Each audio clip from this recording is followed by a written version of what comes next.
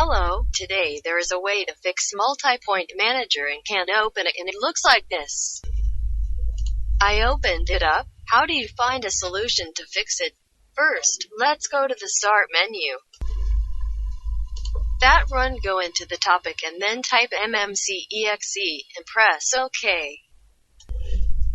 Then press the Control button along with the M and select the certificate topic.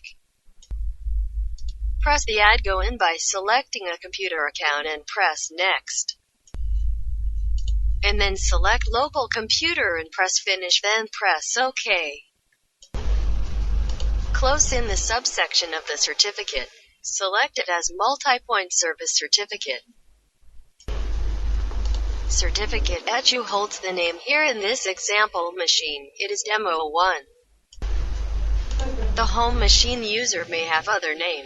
Please press Delete, then answer Yes. Then press Restart on device 1 this time.